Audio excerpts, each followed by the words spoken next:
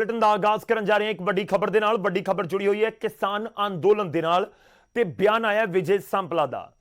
ਸਾਬਕਾ ਕੇਂਦਰੀ ਰਾਜ ਮੰਤਰੀ ਨੇ ਤੇ ਕੌਮੀ ਐਸਸੀ ਕਮਿਸ਼ਨ ਦੇ ਚੇਅਰਮੈਨ ਨੇ ਵਿਵਾਦਿਤ ਬਿਆਨ ਉਹਨਾਂ ਦੇ ਵੱਲੋਂ ਵਿਜੇ ਸੰਪਲਾ ਦੇ ਵੱਲੋਂ ਦਿੱਤਾ ਗਿਆ ਤੇ ਉਹਨਾਂ ਨੇ ਕਿਹਾ ਕਿ ਅੰਦੋਲਨ ਦੇ ਨਾਮ ਤੇ ਕਿਸਾਨ ਅੰਦੋਲਨ ਦੇ ਨਾਮ ਦੇ ਉੱਤੇ ਪਛੜੀ ਜਾਤੀ ਦੇ ਲੋਕਾਂ ਦੇ ਉੱਤੇ ਜ਼ੁਲਮ ਕੀਤਾ ਜਾ ਰਿਹਾ ਹੈ। ਸਿੰਘੂ ਬਾਰਡਰ ਦੇ ਉੱਤੇ ਹੋਏ ਕਤਲ ਦਾ ਹਵਾਲਾ ਦਿੱਤਾ ਗਿਆ ਵਿਜੇ ਸੰਪਲਾ ਦੇ ਵੱਲੋਂ ਤੇ ਉਹਨਾਂ ਨੇ ਇਹ ਵੀ ਕਹਿ ਦਿੱਤਾ ਕਿ ਜਿਨ੍ਹਾਂ ਨੇ ਹੱਥ ਵੱਢਿਆ ਉਹ ਅੰਦੋਲਨਕਾਰੀ ਤਾਂ ਹੋ ਨਹੀਂ ਸਕਦੇ। ਕੌਮੀ ਐਸਸੀ ਕਮਿਸ਼ਨ ਦੇ ਚੇਅਰਮੈਨ ਨੇ ਵਿਜੇ ਸੰਪਲਾ ਤੇ ਉਹਨਾਂ ਦੇ ਵੱਲੋਂ ਇਹ ਟਿੱਪਣੀ ਕੀਤੀ ਗਈ ਹੈ ਕਿਸਾਨ ਅੰਦੋਲਨ ਨੂੰ ਲੈ ਕੇ। ਕਿਸਾਨ ਅੰਦੋਲਨ ਦੇ ਨਾਮ ਦੇ ਉੱਤੇ ਉਹਨਾਂ ਨੇ ਕਿਹਾ ਕਿ ਪਛੜੀ ਜਾਤੀ ਦੇ ਲੋਕਾਂ ਦੇ ਉੱਤੇ ਜਿਹੜਾ ਜ਼ੁਲਮ ਹੋ ਰਿਹਾ ਹੈ। ਦਰਅਸਲ ਸਿੰਘੂ ਬਾਰਡਰ ਦੇ ਉੱਤੇ ਇੱਕ ਸ਼ਖਸ ਦਾ ਕਤਲ ਕਰ ਦਿੱਤਾ ਜਾਂਦਾ। ਨਿਹੰਗ ਸਿੰਘਾਂ ਦੇ ਉੱਤੇ ਇਲਜ਼ਾਮ ਲੱਗਦੇ ਨੇ। 4 ਗ੍ਰਿਫਤਾਰੀਆਂ ਹੁਣ ਤੱਕ ਹੋ ਚੁੱਕੀਆਂ ਨੇ। ਉਸ ਸ਼ਖਸ ਦਾ ਨਾਮ ਲਖਬੀਰ ਸਿੰਘ ਤਰਨਤਾਰਨ ਦਾ ਰਹਿਣ ਵਾਲਾ ਐਸਸੀ ਭਾਈਚਾਰੇ ਦੇ ਨਾਲ ਸੰਬੰਧ ਰੱਖਦਾ ਸੀ। ਇਲਜ਼ਾਮ ਉਸ ਦੇ ਉੱਤੇ ਨਿਹੰਗ ਸਿੰਘਾਂ ਦੇ ਵੱਲੋਂ ਲਗਾਏ ਗਏ ਕਿ ਇਹ ਬੇਅਦਬੀ ਕਰਨ ਉੱਥੇ ਪਹੁੰਚਿਆ ਸੀ, ਕਿ ਲਖਬੀਰ ਸਿੰਘ ਉੱਥੇ ਬੇਅਦਬੀ ਕਰ ਰਿਹਾ ਸੀ ਤੇ ਜਦੋਂ ਉਸ ਨੂੰ ਰੰਗੇ ਹੱਥੀ ਫੜਿਆ ਗਿਆ ਤਾਂ ਉਸ ਤੋਂ ਬਾਅਦ ਉਸ ਦੇ ਉੱਤੇ ਗੁੱਸਾ ਉਤਰਿਆ, ਹੱਥ ਵੱਢ ਦਿੱਤਾ ਗਿਆ, ਪੈਰ ਵੱਢ ਦਿੱਤਾ ਗਿਆ, ਪੁੱਠਾ ਟੰਗ ਦਿੱਤਾ ਗਿਆ, ਮੌਤ ਹੋ ਗਈ ਤੇ ਫਿਰ ਬੈਰੀਕੇਡ ਦੇ ਉੱਤੇ ਟੰਗ ਦਿੱਤਾ ਗਿਆ। ਉਹ ਤਸਵੀਰਾਂ ਵੀ ਅਸੀਂ ਤੁਹਾਨੂੰ ਦਿਖਾ ਰਹੇ ਹਾਂ ਜਿਹੜੀਆਂ ਖੂਬ ਵਾਇਰਲ ਹੋਈਆਂ। ਸਵਾਲ ਚੁੱਕੇ ਗਏ ਉਸ ਤਸਵੀਰਾਂ ਨੂੰ ਲੈ ਕੇ, ਪਰ ਬੇਅਦਬੀ ਹੋਈ ਜਾਂ ਬੇਅਦਬੀ ਕਰਨ ਦੀ ਕੋਸ਼ਿਸ਼ ਸੀ। ਇਲਜ਼ਾਮ ਇਸ ਸ਼ਖਸ ਦੇ ਉੱਤੇ ਜਿਸ ਦਾ ਕਤਲ ਕਰ ਦਿੱਤਾ ਗਿਆ ਉਸ ਦੇ ਉੱਤੇ ਲਗਾਏ ਜਾ ਰਹੇ ਸੀ। ਪਰ ਹੁਣ ਵਿਜੇ ਸੰਪਲਾ ਦਾ ਬਿਆਨ ਸਾਹਮਣੇ ਆਇਆ। ਵਿਜੇ ਸੰਪਲਾ ਕਹਿ ਰਹੇ ਨੇ ਕਿ ਅੰਦੋਲਨ ਦੇ ਨਾਮ ਦੇ ਉੱਤੇ ਪਛੜੀ ਜਾਤੀ ਦੇ ਲੋਕਾਂ ਉੱਤੇ ਅਤਿਆਚਾਰ ਕੀਤਾ ਜਾ ਰਿਹਾ ਹੈ। मैं देख रहा हूं कि आंदोलन के नाम पर अनुसूचित जाति के लोगों के ऊपर अत्याचार बढ़े हैं। अब जिस तरह की आंदोलन की एक पवित्रता है वो पवित्रता अब उस आंदोलन में नहीं रही। आंदोलन राजनीति की खूबसूरती का एक हिस्सा है। लोकतंत्र की जो है एक मर्यादाओं का ध्यान रखते हुए ही करना चाहिए। मगर जिस तरह से हम देख रहे हैं किसी का कत्ल कर देते, किसी की टांग तोड़ते हैं कि मुर्गा नहीं दिया तो फ्री के माल में खाने के लिए, तो ये एक गलत प्रवृत्ति शुरू हुई। और मैं तो ये कहूँगा कि आज उन कुछ लोगों के अंदर राक्षसीय प्रवृत्ति प्रवेश कर गई है और जिस कारण ये ऐसा आंदोलन की पवित्रता को ख़त्म किया जा रहा है। और इसमें मुख्य मूल रूप से अनुसूचित जाति के लोगों को ही टारगेट किया जा रहा है, जबकि किसान मजदूर एकता के नाम पर वहाँ पे संघर्ष करने वाले लोग बैठे हैं। मगर हमेशा अत्याचार जो हो रहा है मजदूर, गरीब और दलित के ऊपर ही किए जा रहे हैं। ये निंदनीय है और संज्ञान हम इसका। ਤਾਂ ਵਿਜੇ ਸੰਪਲਾ ਕੌਮੀ ਐਸਸੀ ਕਮਿਸ਼ਨ ਦੇ ਚੇਅਰਮੈਨ ਨੇ ਤੇ ਉਹਨਾਂ ਦੇ ਵੱਲੋਂ ਇਹ ਬਿਆਨ ਦਿੱਤਾ ਗਿਆ ਅੰਦੋਲਨ ਨੂੰ ਲੈ ਕੇ, ਜੋ ਅਸੀਂ ਪਹਿਲਾਂ ਜ਼ਿਕਰ ਕੀਤਾ ਕਿ ਸਿੰਘੂ ਬਾਰਡਰ ਦੇ ਉੱਤੇ ਇੱਕ ਸ਼ਖਸ ਦਾ ਕਤਲ ਕਰ ਦਿੱਤਾ ਜਾਂਦਾ। ਉਸ ਦੀਆਂ ਤਸਵੀਰਾਂ ਸਾਹਮਣੇ ਆਈਆਂ। ਲਖਬੀਰ ਸਿੰਘ ਨਾਮ ਦਾ ਇਹ ਸ਼ਖਸ ਸੀ ਤੇ ਜੋ ਕਿਹਾ ਗਿਆ ਕਿ ਇਹ ਸ਼ਖਸ ਐਸਸੀ ਭਾਈਚਾਰੇ ਦੇ ਨਾਲ, ਪਛੜੀਆਂ ਜਿਹੜੀਆਂ ਜਾਤਾਂ ਨੇ ਉਹਨਾਂ ਦੇ ਨਾਲ ਤਾਲੁਕਾਤ ਰੱਖਦਾ ਹੈ। ਤੇ ਹੁਣ ਵਿਜੇ ਸੰਪਲਾ ਕਹਿ ਰਹੇ ਨੇ ਕਿ ਅਨੁਸੂਚਿਤ ਜਾਤੀ ਦੇ ਲੋਕਾਂ ਦੇ ਉੱਤੇ ਅਤਿਆਚਾਰ ਕੀਤਾ ਜਾ ਰਿਹਾ ਹੈ। ਇਹ ਹੱਥ ਵੱਢਣ ਵਾਲੇ ਅੰਦੋਲਨਕਾਰੀ ਤਾਂ ਹੋ ਹੀ ਨਹੀਂ ਸਕਦੇ। ਕਿਸਾਨ ਅੰਦੋਲਨ ਦੇ ਉੱਤੇ ਉਹਨਾਂ ਨੇ ਸਵਾਲ ਜ਼ਰੂਰ ਚੁੱਕੇ ਤੇ ਇਹ ਟਿੱਪਣੀ ਉਹਨਾਂ ਦੇ ਵੱਲੋਂ ਕੀਤੀ ਗਈ ਕਿ ਅੰਦੋਲਨ ਦੇ ਨਾਮ ਦੇ ਉੱਤੇ ਪਛੜੀ ਜਾਤੀ ਦੇ ਲੋਕਾਂ ਤੇ ਜ਼ੁਲਮ ਕੀਤਾ ਜਾ ਰਿਹਾ, ਅਤਿਆਚਾਰ ਕੀਤਾ ਜਾ ਰਿਹਾ है। अनुसूचित जाति आयोग के अध्यक्ष विजय सांपला हमारे साथ बात करने के लिए मौजूद है। सर, शिलोंग में जो सिख हैं वो अभी भी परेशान हैं। उन्होंने पंजाब गवर्नमेंट से उम्मीद लगाई, नाउम्मीद हो गए। दिल्ली गुरुद्वारा प्रबंधन कमेटी ने उन्हें उम्मीद जताई, वहाँ भी वो नाउम्मीद हो गए। एसजीपीसी से उम्मीद थी, वहाँ भी वो नाउम्मीद हो गए। अब सारा दारोमदार अनुसूचित जाति आयोग के अध्यक्ष के ऊपर है। आप कैसे इस मामले को देख रहे हैं, क्या संज्ञान ले रहे हैं? देखिए, मेरा ख्याल कहीं से भी नाउम्मीद तो नहीं होना चाहिए, मगर अनुसूचित जाति आयोग ने पहले भी इस बात का संज्ञान लिया हुआ है और लगातार वार्तालाप जो है वो मेघालय सरकार से चल रही है। और इसमें हमने स्पष्ट रूप से उनको कहा है कि भाई किसी को भी जो हम बसे हुए हैं, 200 साल से बसे हुए हैं, उनको किसी भी कारणवश वहाँ से उठाया नहीं जा सकता। अगर सरकार के पास कोई वहाँ पर कोई बहुत बड़ा डेवलपमेंट का प्लान है, कोई मास्टर प्लान बनाया है उन्होंने, तो उस प्लान अपने उसको डेवलपमेंट के कार्यक्रम शुरू करने से पहले उनको वहाँ से कहीं ना कहीं उनका पुनर्वास करना होगा। मतलब उनको कहीं और दूसरी जगह पे घर बनाना है।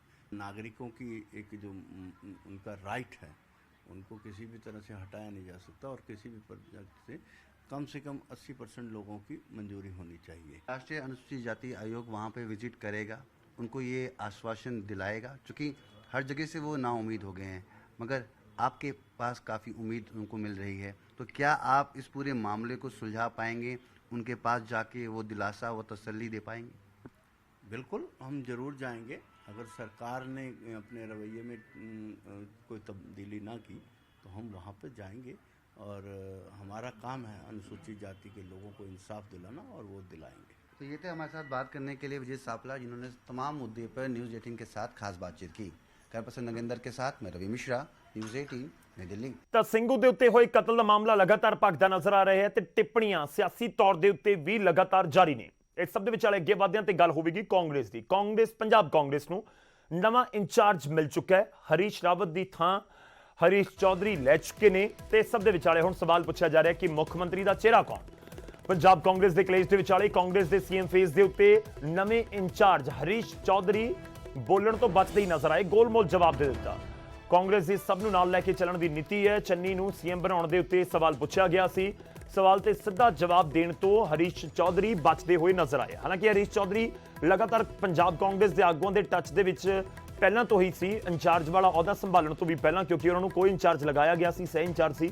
ਤੇ ਦੂਜੇ ਪਾਸੇ ਹਰੀਸ਼ ਰਾਵਤ ਕਿਉਂਕਿ ਉੱਤਰਾਖੰਡ ਦੇ ਵਿੱਚ ਇਲੈਕਸ਼ਨ ਪੰਜਾਬ ਦੇ ਨਾਲ ਹੋਣ ਜਾ ਰਹੇ ਨੇ, ਇਸ ਕਰਕੇ ਉਹਨਾਂ ਨੂੰ ਇਸ ਸੇਵਾ ਤੋਂ ਮੁਕਤ ਕਰ ਦਿੱਤਾ ਗਿਆ ਹੈ। ਉਹ ਪਹਿਲਾਂ ਲਗਾਤਾਰ ਮੰਗ ਕਰ ਰਹੇ ਸੀ ਤੇ ਹੁਣ ਹਰੀਸ਼ ਚੌਧਰੀ ਨੂੰ ਸਵਾਲ ਕੀਤਾ ਗਿਆ। ਹਰੀਸ਼ ਚੌਧਰੀ ਨੂੰ ਸਵਾਲ ਕੀਤਾ ਗਿਆ ਕਿ ਪੰਜਾਬ 'ਚ ਦੱਸੋ ਹੁਣ 2022 ਦੇ ਵਿੱਚ ਸੀਐਮ ਫੇਸ ਕੌਣ ਹੋਏਗਾ? ਕਿ ਚਰਨਜੀਤ ਸਿੰਘ ਚੰਨੀ ਹੀ ਮੁੱਖ ਮੰਤਰੀ ਦਾ ਚਿਹਰਾ ਹੋਣਗੇ ਜਾਂ ਫਿਰ ਨਵਜੋਤ ਸਿੰਘ ਸਿੱਧੂ ਹੋਣਗੇ ਜਾਂ ਫਿਰ ਕੋਈ ਹੋਰ? ਤਾਂ ਇਸ ਪੂਰੇ ਸਵਾਲ ਦੇ ਉੱਤੇ ਗੋਲਮੋਲ ਜਵਾਬ ਤੇ ਜਵਾਬ ਤੋਂ ਬਚਦੇ ਹੀ ਨਜ਼ਰ ਆਏ ਹਰੀਸ਼ ਚੌਧਰੀ ਤੇ ਇਹਨਾਂ ਜ਼ਰੂਰ ਕਹਿ ਦਿੱਤਾ ਕਿ ਸਾਡੀ ਨੀਤੀ ਹੈ, ਯਾਨੀ ਕਾਂਗਰਸ ਦੀ ਨੀਤੀ ਹੈ ਸਭ ਨੂੰ ਨਾਲ ਲੈ ਕੇ ਚੱਲਣ। राजस्थान के युवा एनर्जेटिक नेता हरीश चौधरी, जिन पर विश्वास करके कांग्रेस की केंद्र ने उनको पंजाब की जिम्मेदारी सौंपी है, उन्हें पंजाब का प्रभारी बनाया गया है। आज जोधपुर दौरे पर है, हमारे साथ है और बात करेंगे उनसे और जानने का प्रयास करेंगे कि वे पंजाब को किस तरह से देखते हैं और किस तरह की इनकी रणनीति रहेगी। सर, समय बहुत कम है, 3 महीने का समय रहा है, किस तरह से क्या करेंगे? समय चरणजीत सिंह जी चन्नी के नेतृत्व में सरकार के पास हकीकत में कम है, पर जिस जज्बे से, जिस भावनाओं से फैसले हो रहे पंजाब के अंदर, पंजाब के लोग समझ चुके हैं कि ये पंजाब और पंजाबियत की सरकार है और बेहतरीन गवर्नेंस हो रहा है। उस गवर्नेंस के आधार के ऊपर पंजाब में आने वाले चुनाव के अंदर कांग्रेस की सरकार बनेगी। सर, पंजाब में आपसी झगड़ा जो खत्म करने का प्रयास किया गया वो अभी तक खत्म नहीं हुआ है। अमरिंदर सिंह को हटाने के बाद भी वो झगड़ा बना हुआ है। सर, ये आपसी झगड़ा आप लोगों का इंटरप्रिटेशन है। मत रखने का अधिकार है। भारत को जो समझेगा, लोकतंत्र को जो समझेगा, कांग्रेस को जो समझेगा, उसको अच्छी तरह से पता है कि मत रखने का है, पर वो सीमा ही है, प्लेटफॉर्म है, व्यवस्था ही है, उसके अंतर्गत ही अपना मत रखना चाहते हैं। सर, जैसा कि आपने कहा मत रखने का अधिकार है, सिद्धू और सीएम चन्नी के बीच में जो है मतभेद स्पष्ट नजर आ रहे हैं। ये मतभेद नहीं, अपनी अपनी राय है। राय होना और मतभेद होना अलग बात है। सिद्धू जी और चन्नी जी दोनों एकजुट होकर पंजाब के लिए कार्य कर रहे हैं। एजी और जो डीजीपी के नियुक्ति को लेकर जो है सिद्धू नाराज है। नहीं, उन्होंने अपनी राय रखी। राय रखना एक अलग बात है, नाराजगी अलग बात है। उन्होंने कभी भी अपनी नाराजगी जाहिर नहीं करी, उन्होंने अपनी राय देनी चाहिए। सर, पंजाब को लेकर आप रणनीति बना रहे हैं, आप काम करने वाले हैं, लेकिन सबसे बड़ी चुनौती एक जो आपके विरोधी है उनसे निपटना दूर के बाद आपको तो जो अपने खुद के आदमियों को साथ भी लेकर चलना भी भारी पड़ने वाला है। ये जो पंजाब को नहीं समझ रहा है उसकी सोच है। जो पंजाब को समझ रहा है उनको अच्छी तरह से पता है कि पंजाब आतंकवाद के खिलाफ भी कांग्रेस के कार्यकर्ताओं ने एकजुट होकर पूरी अंतर्राष्ट्रीय साजिश से आतंकवाद को भी खत्म किया। तो पंजाब के कांग्रेस के कार्यकर्ता वो नहीं समझने वाले बाहर से पंजाब को इस तरह से देख रहे हैं।